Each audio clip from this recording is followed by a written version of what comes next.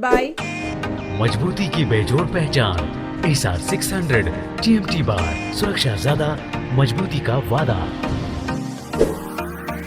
Pradeep electric stores की नई पेशकश प्रदीप सेल्स।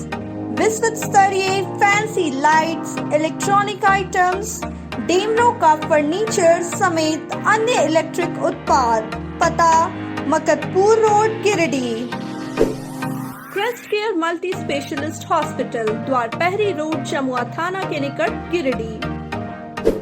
नव ultrasound and diagnostic centre, Boro petrol pump के सामने, गिरिडीह। आपराधिक मामलों में गिरिडीह पुलिस को मिली बड़ी कामयाबी। 7 साइबर, 1 चोरी और अवैध शराब के मामले में एक गिरफ्तार। एसपी दीपक शर्मा ने प्रेस वार्ता कर दी जानकारी। धनवार थाना क्षेत्र के मकतपुर गांव में संदेहास्पद स्थिति में मिला विवाहिता का शव। पिता ने लगाया हत्या का आरोप। वहीं खंडरा में मानसिक रूप से बीमार युवक ने की आत्महत्या।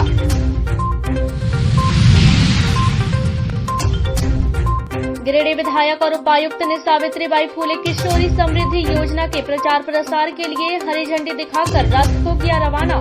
10वीं में अच्छा प्रदर्शन करने वाली 4 छात्राओं को भी किया सम्मानित।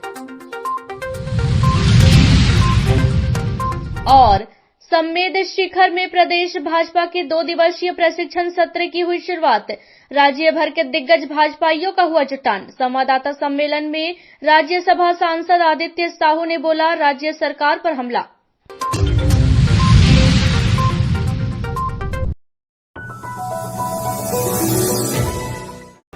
गिरिडीह जिले के ताराटाड़ थाना क्षेत्र स्थित मोहलीडीह बुटबरिया के पास शुक्रवार की देर रात अपराधियों ने हथियार के बल पर लूटपाट की है। मिली जानकारी के मुताबिक 15 से 20 की संख्या में अपराधियों ने मोहलीडीह बुटबरिया के पास पहले पेड़ गिराकर सड़क को अवरुद्ध कर दिया। इसके बाद राह से गुजरने वाले करीब आधा दर्जन वाहनों में लूटपाट की। इस दौरान अपराधियों ने वाहन चालक व राहगीरों से नकदी, जेवरात समेत अन्य सामान लूट लिए। साथ ही वाहनों के शीशे को भी तोड़ दिया। तकरीबन आधा घंटा तक लूटपाट करने के बाद अपराधी मौके से भाग खड़े हुए। भुक्तभोगियों की माने तो अपराधियों के पास हथियार भी था। घटना की सूचना मिलने के बाद ताराटाड़ थाना पुलिस मौके पर पहुंची और घटना की जानकारी लेने के बाद आगे की कार्रवाई में जुट गई है।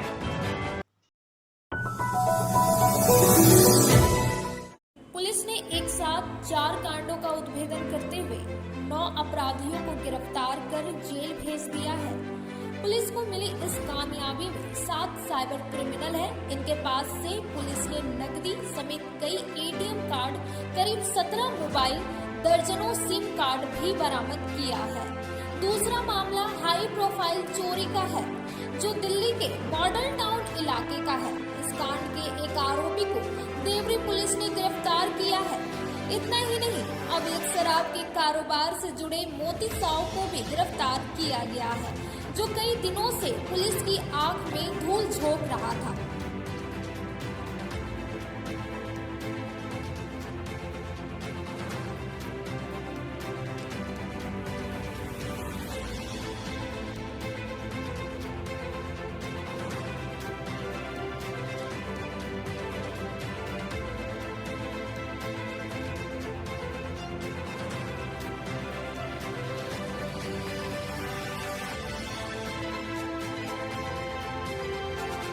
कुछ ऐसी सूचना मिली थी कि कुछ साइबर क्रिमिनल्स इस क्षेत्र में भ्रमण कर रहे हैं और साइबर ठगी करने का प्रयास कर रहे हैं। इसी सूचना पर मेरे द्वारा 2 टीमों का गठन किया गया, जिसको एक साइबर DSP साहब नेतृत्व कर रहे थे, दूसरी टीम का नेतृत्व DSP सदर कर रहे थे।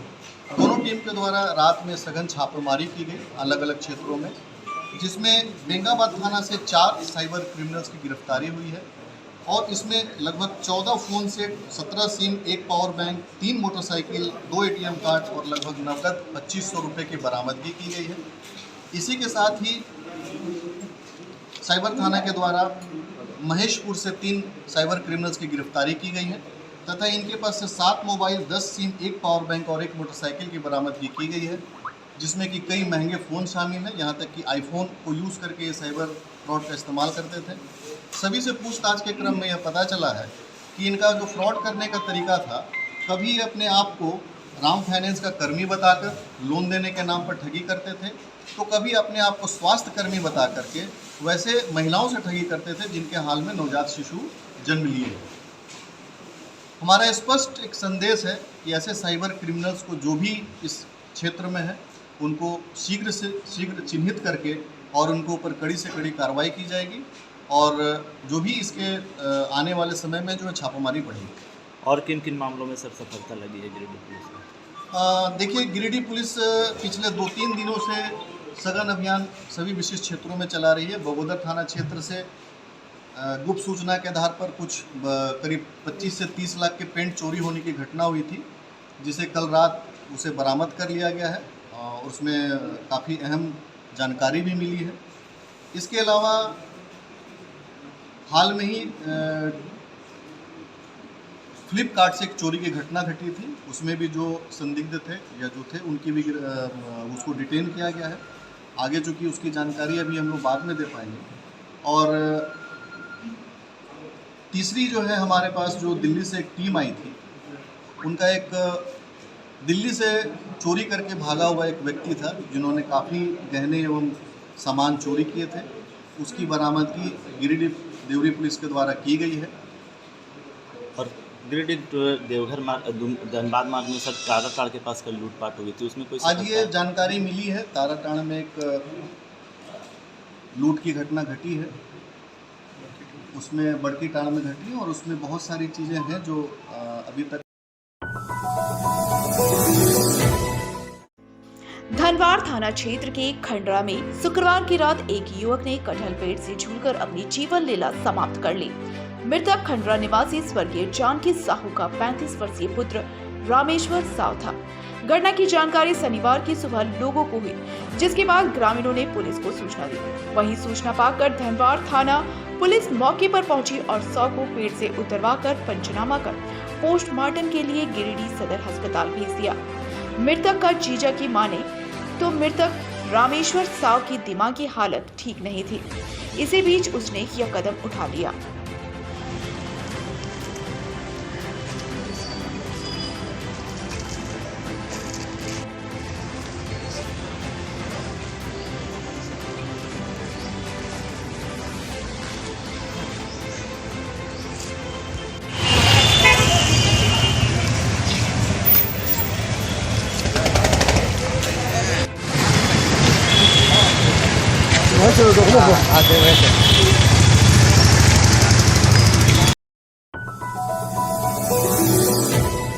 गिरिडीह जिले के खोटंबा ओपी क्षेत्र के मकतपुर गांव में संदेहास्पद स्थिति में एक विवाहिता की मौत का मामला सामने आया है। मृतका दिनेश राणा की 33 वर्षीय पत्नी सोनी देवी थी। ससुराल स्थित घर के आंगन में चारपाई पर उसका शव पड़ा मिला है। इस दौरान बच्चों द्वारा हो हल्ला पर आसपास के ग्रामीण एकजुट हुए और पुलिस को इसकी जानकारी दी। सूचना मिलने के बाद स्थानीय पुलिस मौके पर पहुंची और पंचनामा कर शव को पोस्टमार्टम के लिए गिरिडीह सदर अस्पताल भेज दिया। घटना को लेकर मृतका के मायके वालों ने ससुराल पक्ष पर हत्या का आरोप लगाया है। वहीं ससुराल वाले फरार बताए जा रहे हैं।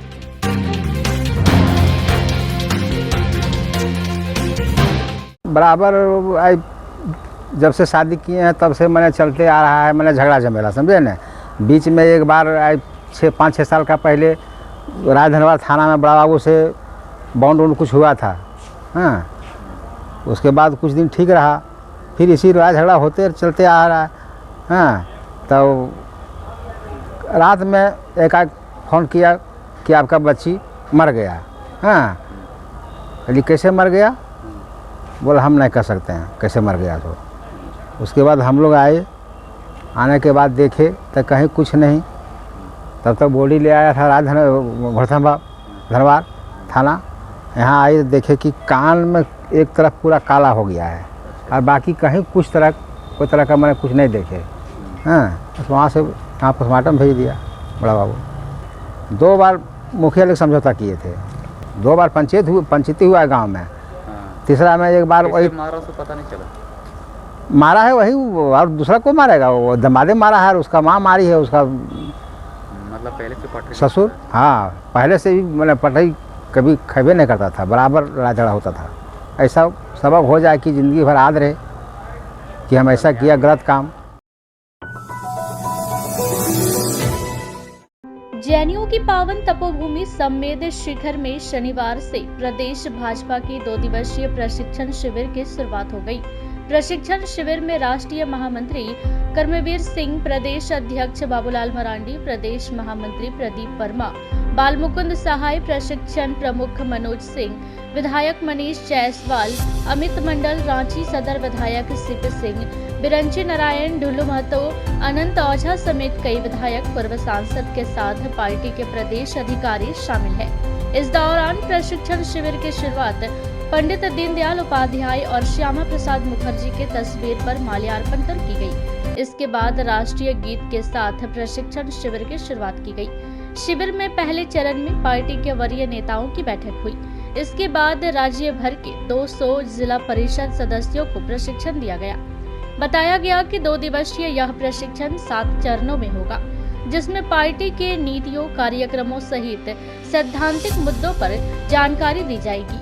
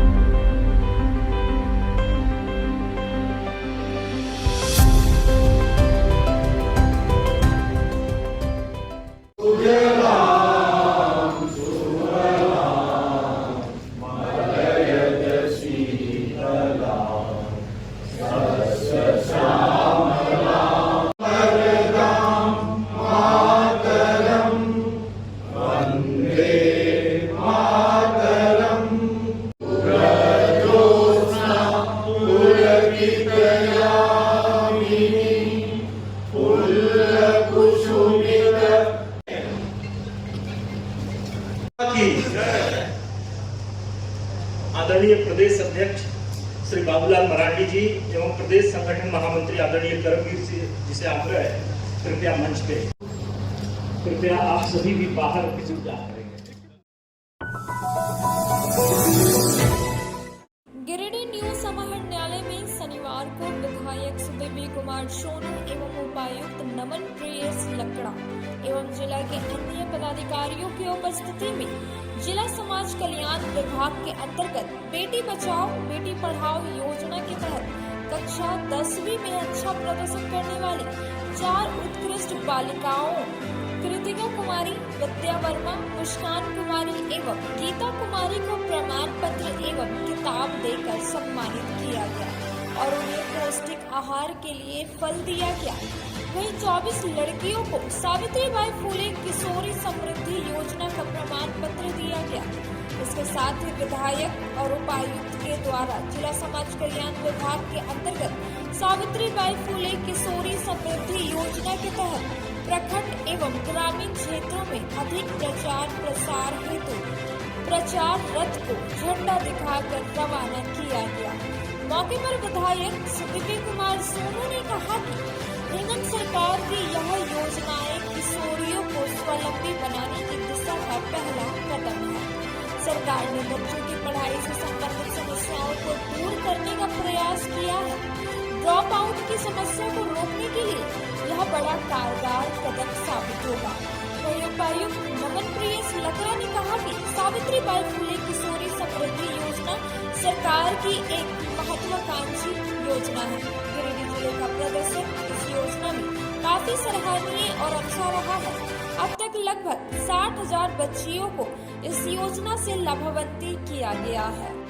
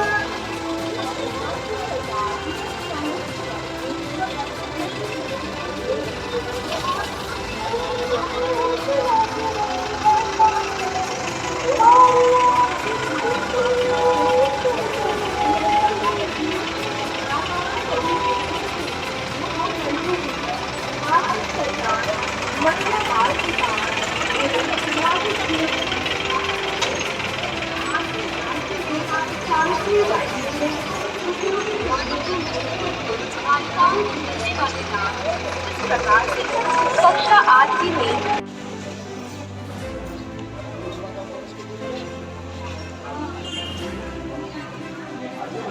की महत्वाकांक्षी योजना सावित्रीबाई फुले किशोरी समृद्धि योजना के जागरूकता वाहन को आज हम लोगों ने फ्लैग ऑफ किया है। हेमंत सरकार की महत्वाकांक्षी योजनाएं किशोरियों को स्वावलंबी बनाने की दिशा का पहला कदम है और आपके माध्यम से अभिभावकों को, बच्चियों को यह संदेश देना चाहते हैं कि सरकार ने बच्चियों की पढ़ाई से संबंधित चिंता को दूर करने का प्रयास किया है। ड्रॉप आउट की समस्या को रोकने में यह बड़ा कारगर होगा। तो मेरा आग्रह है कि बच्चियों को स्कूल भेजें, उनको अच्छी शिक्षा दीक्षा की ओर अग्रसर करें। बढ़ेगा झारखंड तभी बढ़ेगा झारखंड। ज्ञात है कि सावित्रीबाई फुले किशोरी समृद्धि योजना सरकार की एक महत्वाकांक्षी योजना है। इंसिडेंटली गिरिडीह जिले से ही माननीय मुख्यमंत्री महोदय का जब आगमन हुआ था तो इस योजना का शुभारंभ हुआ था। गिरिडीह जिले का प्रदर्शन इस योजना में काफ़ी सराहनीय अच्छा रहा है। लगभग 60,000 बच्चियों को हम लोगों ने इस योजना से लाभान्वित किया था। कक्षा 8 से 12वीं में पढ़ने वाली बच्चियों को 8 और 9 में 2500 सालाना और 10वीं 11वीं 12वीं में 5-5 हज़ार सालाना इनको मिलेगा। और इसके अलावा 18 से ज़्यादा जब 18 से 19 वर्ष के बीच में जब ये होंगी तो एक मुश्त 20,000 मिलेगा।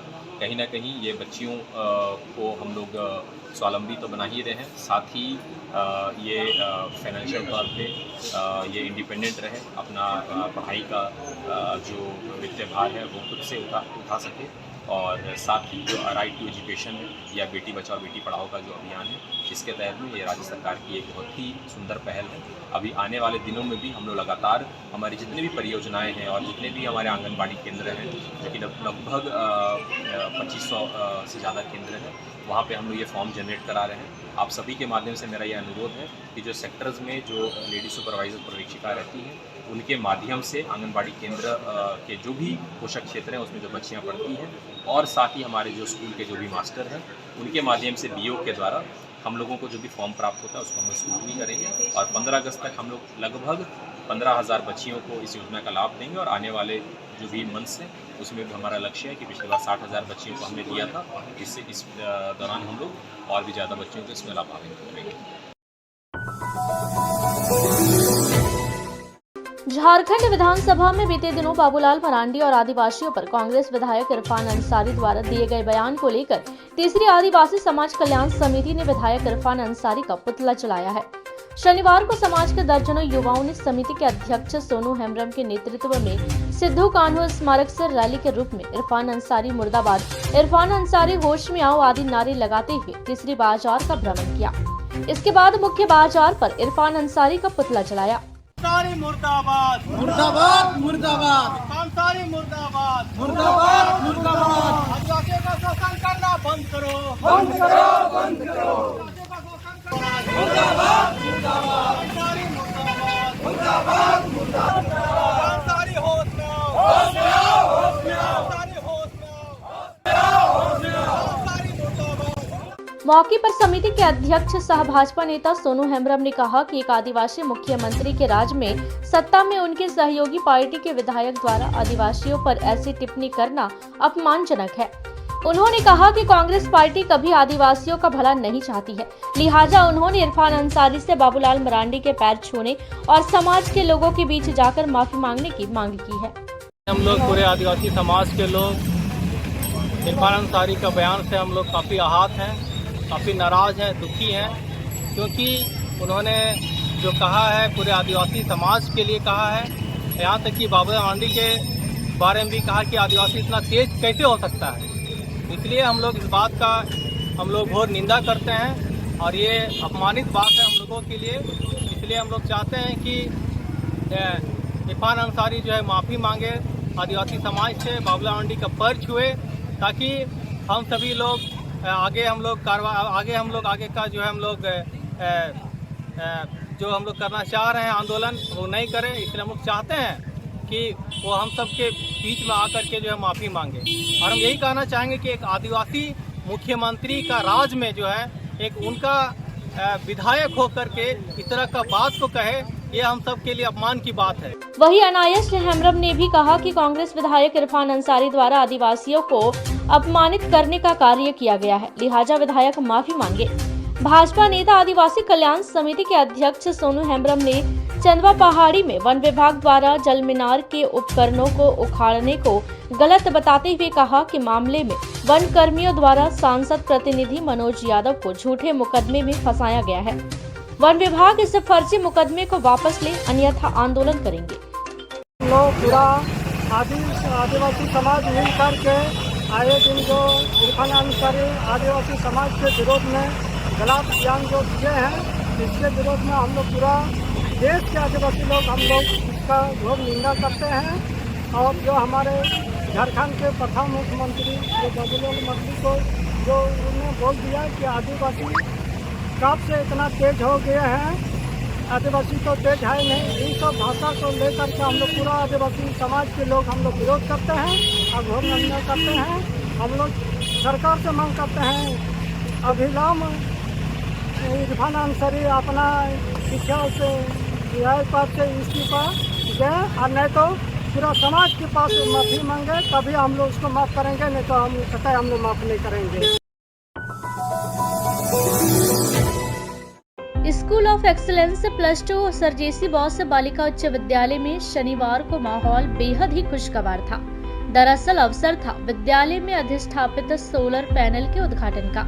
इस दौरान उद्घाटन कार्यक्रम में बतौर मुख्य अतिथि गिरिडीह सदर विधायक सुदिव्य कुमार सोनू उपस्थित हुए। मौके पर बुके देकर विधायक का स्वागत विद्यालय परिवार के द्वारा किया गया। इसके बाद नारियल फोड़कर विधिवत विधायक ने सोलर पैनल का उद्घाटन किया।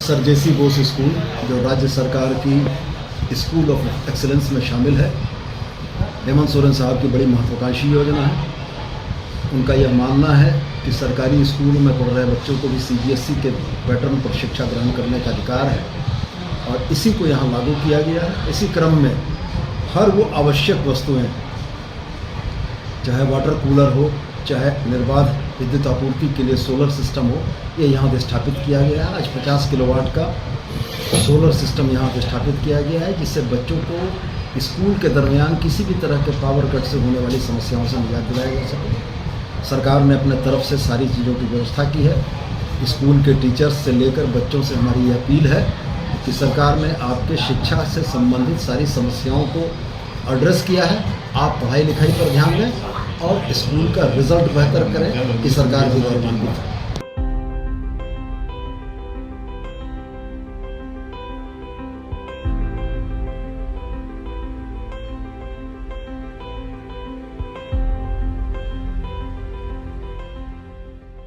आज विद्यालय परिवार के लिए निश्चित रूप से एक अच्छा दिन रहा। जैसा कि सरकार की बढ़ती योजना स्कूल ऑफ एक्सीलेंस की जो परिकल्पना है, उस परिकल्पना के तहत सरकार रोज़ नई नई सुविधाओं को बच्चों के लिए, विद्यार्थियों के लिए उपलब्ध करा रही है। और इसी कड़ी में आज विद्यालय में 50 kilowatt solar plate panel system का विधिवत उद्घाटन माननीय विधायक श्री सुदिव्य कुमार सोनू जी के कर कमलों द्वारा हुआ। इसके निमित्त विद्यालय को 24 घंटे निर्बाध रूप से बिजली अब मिल रही है। बिजली की समस्या से निजात मिली है और लगातार बिजली मिलने से वर्ग कक्ष में जो स्मार्ट क्लासेस लगे हुए हैं उसे चलाने में सहूलियत होगी।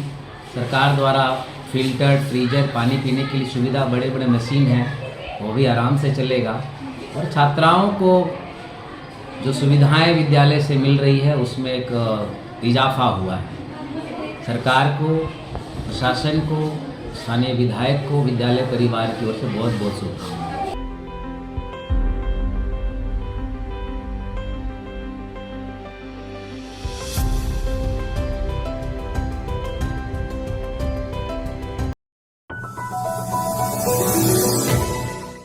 गिरिडीह सदर अस्पताल स्थित सीएस कार्यालय में सिविल सर्जन ने आगामी 7 अगस्त से लेकर 12 अगस्त तक सघन मिशन इंद्रधनुष 5.0 को लेकर प्रेस वार्ता किया। उन्होंने बताया कि सघन मिशन इंद्रधनुष 5.0 टीकाकरण कार्यक्रम पूरे देश में होना है, जिसके तहत गिरिडीह जिला में भी यह अभियान चलाया जाएगा। इसमें 0 से 5 वर्ष के बच्चों एवं गर्भवती महिलाओं को टीकाकरण का लाभ पहुंचाने हेतु कुल 965 सत्र आयोजित किए जा रहे हैं।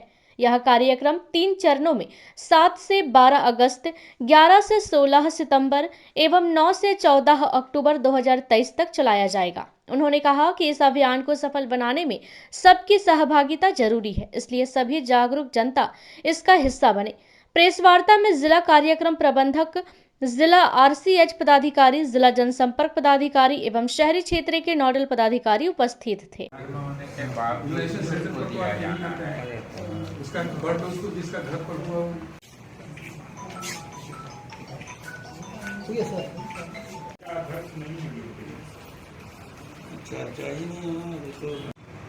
पाँच जो है ये टीकाकरण कार्यक्रम पूरे देश में चलाया जाना है और ये पूर्व से जो सघन मिशन इंद्रधनुष पहले 4 चलाए जा चुके, उससे इसका अंतर ये है कि पहले 0 से 2 साल तक के बच्चे इसमें कवर होते थे, अब 0 से 5 साल तक के बच्चे इस कार्यक्रम में कवर होंगे।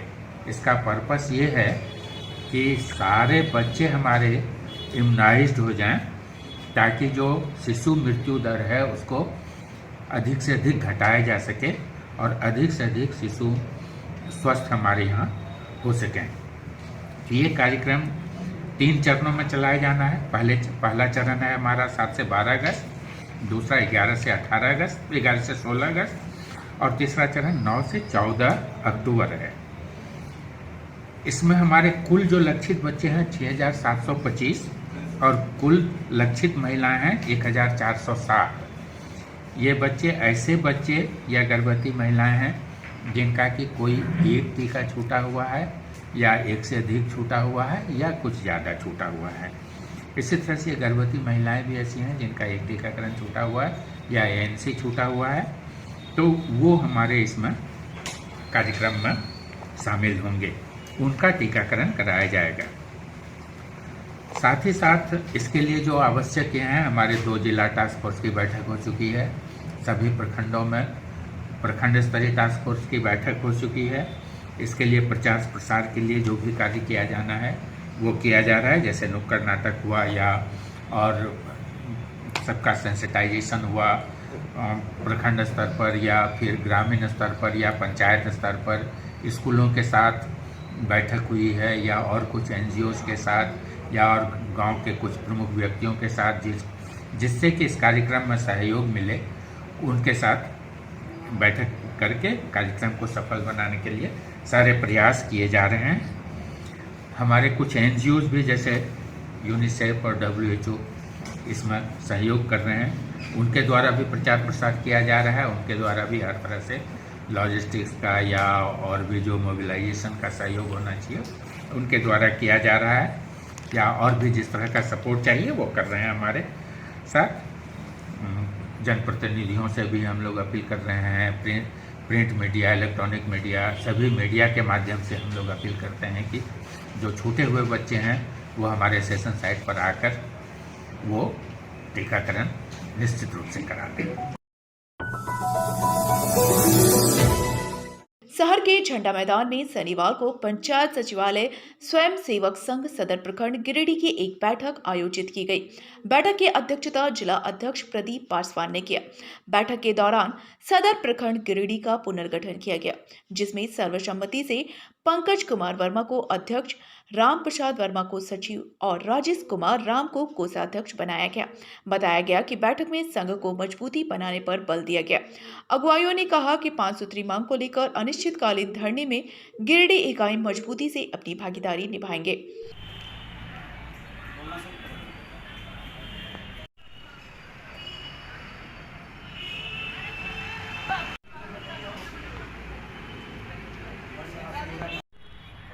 हम लोग यहाँ पर पंचायत सचिवालय स्वयंसेवक संघ सदर प्रखंड गिरिडीह 8 तारीख से हम लोग राजभवन में लगातार धरना पर बैठे हुए हैं अपने 5 सूत्री मांगों को लेकर। उसी के विस्तार हेतु और प्रखंड स्तर पर नए प्रखंड का चयन हेतु आज हम लोग बैठक कर रहे हैं गिरिडीह सदर प्रखंड में झंडा मैदान के पास।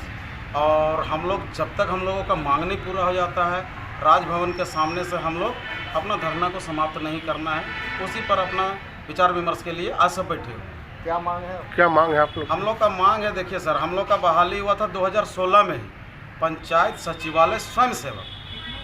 तो पंचायत सचिवालय स्वयं सेवक हम लोग का 5 मांग यही है कि सबसे पहले तो हम लोग को एक उचित मानदेय दिया जाए।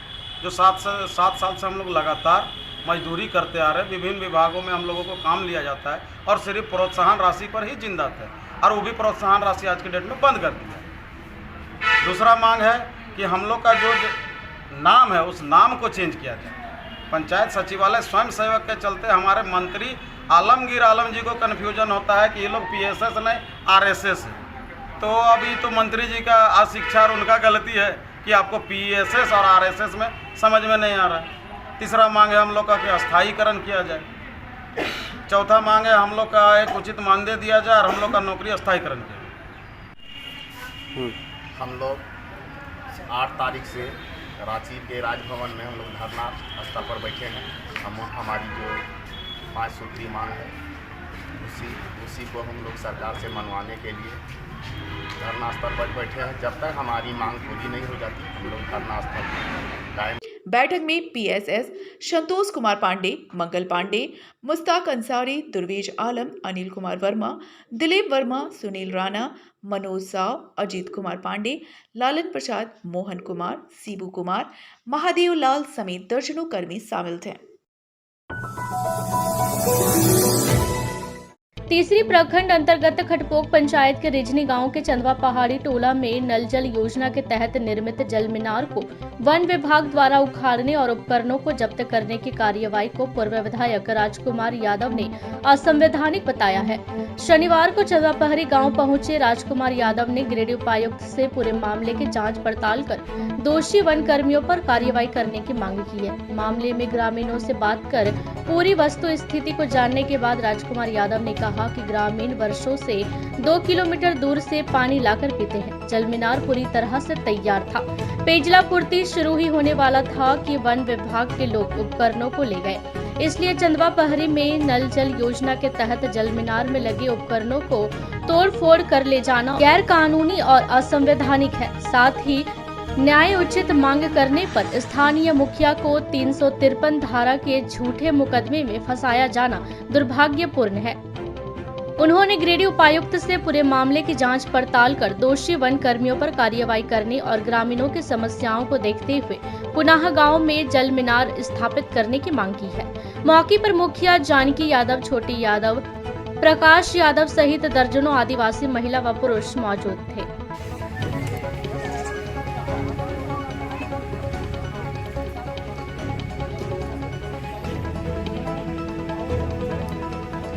जिंदाबाद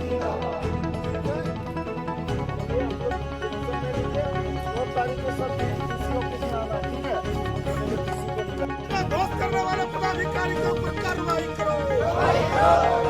आदिवासियों के साथ अत्याचार नहीं चलेगा। के ग्राम रिजनी के टोला चंदवा पहाड़ी में हम लोग यहाँ पर आए हुए हैं और अभी चंदवा पहाड़ी में लगातार आप देख रहे हैं कि किस तरीके से जन नल योजना के तहत में यहाँ पर एक पानी टंकी का निर्माण किया गया था और आज से मतलब जो है सो 7 दिन पहले यहाँ पर जो है सो फॉरेस्ट विभाग के लोगों ने आकर के एक गैर कानूनी तरीके से या संवैधानिक तरीके से कानून को अपने हाथ में लेकर के यहाँ के पाइप को निकाल लिया, इसके जो टंकी थे उसको उतार लिया और पूरा तोड़ फोड़ करके ले गया, जो एक बहुत ही गैर जरूरी और संवैधानिक बात है। और इसलिए यहाँ के लोगों को पीने के पानी भी नहीं है और जिस तरीके से फॉरेस्ट विभाग ने मनमाना काम किया है ये बहुत ही गलत हुआ है। ये आदिवासियों के साथ अत्याचार हुआ है और अभी देखेंगे कि इन लोग 2 किलोमीटर दूरी से ये पानी पी रहा है। आप समझ सकते हैं कि यहाँ के बाहर आपके माननीय विधायक श्री बाबूलाल मरांडी जी आदिवासी हैं, यहाँ पर जो है सो हमारे हेमंत सोरेन जी एक आदिवासी मुख्यमंत्री हैं और आज जो है सो तीसरी के प्रशासन पूरी तरह से बेलगाम हो चुका है। आप जो यहाँ के कुछ आदिवासियों ने भी आरोप लगाया कि हम लोग की अपनी जमीन और कागज के रहते हुए फॉरेस्ट विभाग के सिपाही लोग हम लोगों से 10-10 हजार रुपया लिया है और कहता है कि यदि तुम लोग नहीं दोगे पैसा तो हम यार दूरी लगा करके आपका ट्रेंच कटवा देंगे। तो ये इस तरह से एक आदिवासियों के ऊपर में एक अत्याचार है।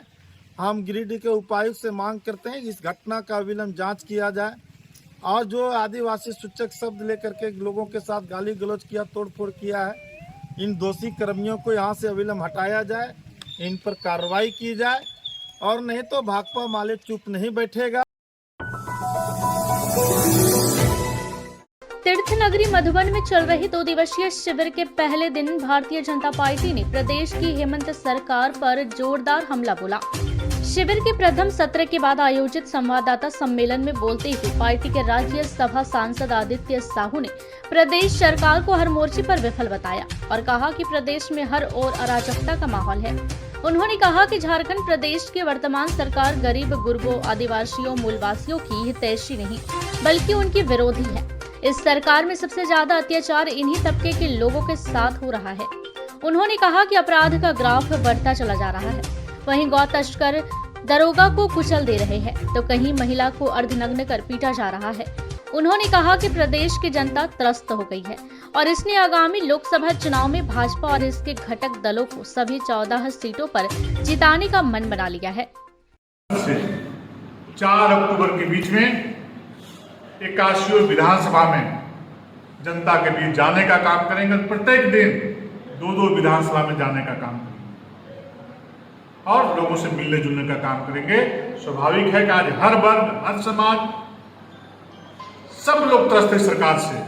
इस सरकार से मुक्ति चाहिए और निश्चित रूप से बहुत जल्दी आने वाले समय में जब भी चुनाव होंगे झारखंड की जनता मुंहतोड़ जवाब देने का काम करेगी। कि 3.5 वर्षों से अधिक समय से कांग्रेस से समर्थित, आरजेडी से समर्थित झारखंड मुक्ति मोर्चा की सरकार झारखंड राज्य में चल रही है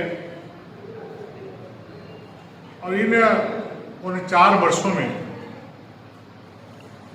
झारखंड लहूलुहान हो चुका है। और इस प्रकार से चुनाव के पूर्व, विधानसभा चुनाव के पूर्व जो बड़ी बड़ी बातें, बड़ी बड़ी वादा, बड़ी बड़ी घोषणा करके जनता के बीच में जाकर के वोट बटोरने का काम किया था, उसे गौ तस्करों ने उसको गाड़ी से कुचल करके मारने का काम किया, हत्या करने का काम किया। आज तक उसके मुख्य मुजरिमों से पकड़ाया नहीं गया है। आपके यहाँ पर गिरिडीह में ही सरिया में किस प्रकार से का अनुसूचित जाति परिवार की बेटी के साथ, बहन के साथ रात में उसको अपराधी पकड़ कर ले जाता है, पेड़ में बांधता है, उसको नग्न अवस्था में छोड़ देता है, तरफ तरफ के रात गुजारती है महिला। जब गांव वाले समय देखते हैं तो उस महिला को सुरक्षित घर लाया जाता है। आज कैसा शासन और प्रशासनिक सरकार चला रही है राज्य में। उसी प्रकार भ्रष्टाचार का पूरे राज्य में बोलबाला है। आप अंचल कार्यालय में जाएं, प्रखंड कार्यालय में जाएं, थाना में जाएं, पैसे की बोली लगती है। बिना पैसे दिए गांव के लोगों का काम नहीं होता है। क्योंकि पदाधिकारी की जब पोस्टिंग होती है तो वो पैसा दे करके आते हैं और पैसा दे करके आते हैं तो जनता की गाड़ी कमाई को लूटने के लिए आते हैं। लेकिन शिलान्यास होने के बाद उस टेंडर को रद्द किया जाता है। अब इसलिए रद्द किया जाता है कि सरकार में बैठे हुए लोगों के चाहने वाले लोगों को टेंडर नहीं मिल रहा है, इसलिए उस टेंडर प्रक्रिया को रद्द करके पुनः काम कराने की प्रक्रिया शुरू की जाती है। कैसा शासन और प्रशासन? योग शिक्षिका पुष्पा शक्ति और सपना राय के नेतृत्व में शनिवार को रेड क्रॉस भवन प्रांगण में जड़ी बूटी की विख्याता कही जाने वाले पतंजलि के आचार्य बालकृष्ण का जन्मोत्सव औषधि पौधारोपण और वितरण करके मनाया गया। बताया गया कि आचार्य का जन्मोत्सव 1 अगस्त से लेकर 15 अगस्त तक जड़ी बूटी सप्ताह के रूप में मनाया जाता है। इसका उद्देश्य वर्तमान समय में समाज को स्वास्थ्य के प्रति जागरूक करना तथा प्राकृतिक जड़ी बूटियों का उपयोग कर शरीर को स्वस्थ बनाना है। कार्यक्रम में तुलसी, नीम, एलोवेरा, गिलोय, हरसिंगार, सहजन, आंवला, अजवाइन, सदाबहार, लेमन ग्रास, पत्थरचट्टा, आम, एलोवेरा आदि के पौधों का रोपण और वितरण किया गया।